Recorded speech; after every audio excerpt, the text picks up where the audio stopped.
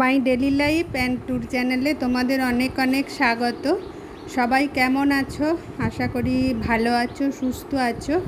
তো আমরাও মোটামুটি ঠিকই আছি। আর এই যে আজকে আবার একটুখানি অন্যরকম ভ্লগ নিয়ে চলে এসেছি।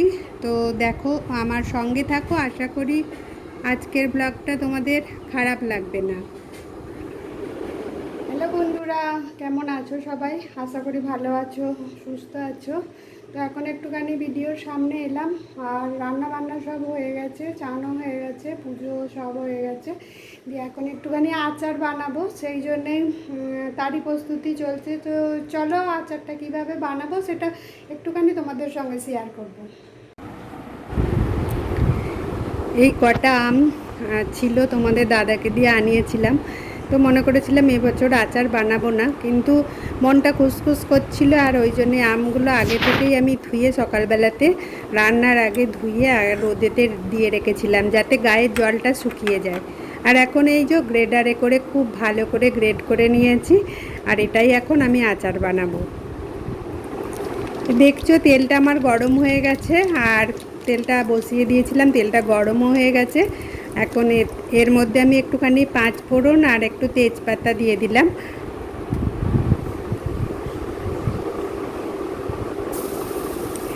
এবারে আমি ওই মিক্সারে একটুখানি সর্ষে আর শুকনো লঙ্কা একটুখানি বেটে রেখেছিলাম। তো ওই সর্ষেটা একটু কাঁচা গন্ধ ছাড়বে বলে সর্ষেটা একটুখানি তেলের মধ্যে দিয়ে আমি একটুখানি নাড়িয়ে নেব।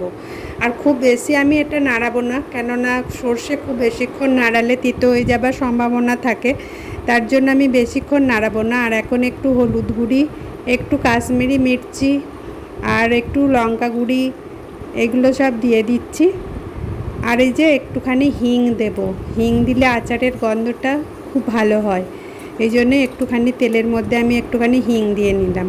আর এই যে মাঝে মাঝেই নাড়াতে থাকছি। আর তেলটা দেখো ছেড়ে দিয়েছে, তেল ছেড়ে দিয়েছে। মশলাটা কষা হলে যেমন তেল ছেড়ে দেয়, সেরকম তেল ছেড়ে দিয়েছে। তো এরকম অবস্থায় আমি একটুখানি কাঁচা লঙ্কা খুব কুচি কুচি করে রেখেছিলাম, এই কাঁচা লঙ্কাটা এখন আমি একটুখানি দিয়ে দিলাম।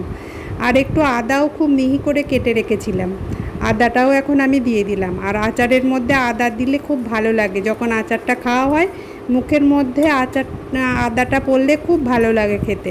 আমার তো ভালো লাগে, তোমাদের কেমন লাগে জানিও কিন্তু। তো এখন এটাকে একটু বেশ নাড়াচাড়া করছি। তারপরে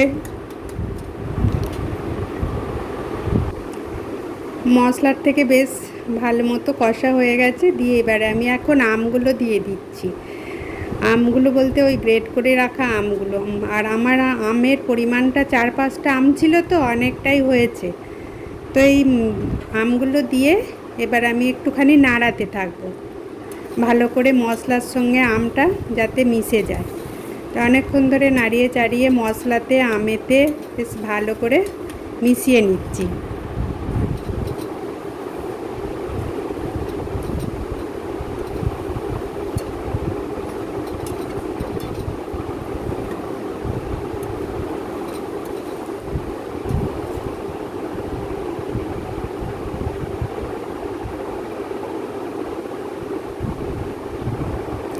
আর অনেকক্ষণ নাড়ানোর পর এরকম একটুখানি বেশ তেলটা ছাড়তে শুরু করেছে। আর এইরকম অবস্থায় আমি একটুখানি নুন দিয়ে দিচ্ছি বেশ পরিমাণ মতন। আর আমি এই আচারটা নুন ঝাল বানাবো, ওই জন্য কোনো মিষ্টি অ্যাপ্লাই করিনি কো। যারা মিষ্টি খেতে পছন্দ করো তারা অল্প একটু মিষ্টি দিলেও দিতে পারো, তাতে কোনো অসুবিধা নেই। তবে মিষ্টি দিলে তাড়াতাড়ি আচার নষ্ট হয়ে যায়। আর হচ্ছে সঙ্গে একটুখানি ভিনিগারও আমি দিয়ে দিলাম। আর নুনটাও বেশ পরিমাণ মতো দিয়েছি। নুন ঝাল আচার আমি মিষ্টি ছাড়াই বানাবো। আর খাবার সময় দরকার মতন আমরা একটুখানি চিনিকে ডাস্ট করে রাখি, আর ওটা একটুখানি খাবার সময় মিশিয়ে নিই, যে যার পরিমাণ মতো নিয়ে নিই। তো এইভাবে আচারটা বেশ বার কতক নাড়াচাড়া করে অনেকক্ষণ বেশ রান্না করার মতন করলে তারপরে আস্তে আস্তে বেশ ভালো মতো তেল ছেড়ে গেছে আচারটাতে। মুখে আমরা জিভে জল আসছে। তো এবারে আমি একটুখানি কি দিলাম বলো তো, মেথি পাতা। দেখবে আচারেতে মেথির গন্ধটা খুব ভালো লাগে। অনেক সময় আমরা কি করি, শুধু মেথিকে একটুখানি কাঠখোলায় ভেজে নিয়ে গুঁড়িয়ে দিই। তো আমি সেটা দিইনি, আমি ডাইরেক্ট মেথি পাতার গন্ধটা খুব ভালো লাগে বলে একটুখানি মেথি পাতা দিয়েছি। আচারটা ঠান্ডা করে নিয়েছি, দিয়ে কাঁচের বোতল খুঁজে খুঁজে বার করলাম, আর বার করে কাঁচের বোতলে ভরে একটুখানি বারান্দাতেই রেখেছি। তাতে করে কী হবে, একটুখানি আচারটা রোদ পেয়ে যাবে। যদিও না রোদে দিলেও চলে, কিন্তু তবুও আমি একবার রোদেতেই দিয়ে রেখেছি। আর এই মুড়িগুলো দুপুরবেলাতে ভাজিয়ে এনেছে তোমাদের দাদা, তো আমরা একটুখানি মুড়িটা ভাজিয়েই খাই, তো তাতে তৃপ্তি হয় আর কি। তো এইভাবে মুড়িটা ভাজিয়ে এনেছে আর ছাদেতে ঢেলে দিয়ে এগুলো একটুখানি চেলে বেচে কুড়িয়ে রাখছি, তাতে আমার অনেক দিন চলে যাবে। তো এখন তো বেশি কেউ মুড়ি খায় না, তবুও একটু অনেকটা করে ভাজিয়ে নিই, অনেক দিন পর্যন্ত হয়। আর এই ছাদেতে মুড়ি কুড়ালে কী হয় বলে তো, হাওয়া দিলেই সব উড়ে যাবার ভয়, ওই জন্যই খুব তাড়াহুড়ো করছি। আর আজকে একটুখানি ব্লাড ডোনেশন ক্যাম্পের ব্যাপার ছিল, আর ওখানেই একটুখানি এসেছি আমাদের গ্রুপের তরফ থেকে, মানে আমাদের এনজিও গ্রুপ সম্পর্কের তরফ থেকে। তো ওখানে একটুখানি এসেছি, ব্লাড ডোনেশন ক্যাম্প হচ্ছে, সবাই রক্ত দিচ্ছে। এখন তো রক্তের প্রচুর প্রয়োজন, বুঝতেই পারছো। আর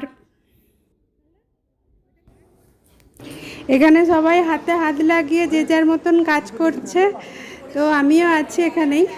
আর সবাই নিজের নিজের মতন নিজের নিজের কাজে ব্যস্ত। আর এখানে দেখতেই পাচ্ছ সবাই রক্ত দিচ্ছে, প্রচুর ক্যান্ডিডেট হয়েছে। তো এবারে বাড়ি ফিরে, বড় মেয়েও চলে এসেছে, বাড়ি ফিরে চলে এসেছি। তো আজকের ব্লগটা এখানেই শেষ করতে হবে, অনেকটা রাত হয়েছে, এবারে খেতে টেতে দিতে হবে। তো আজকের মতো টাটা।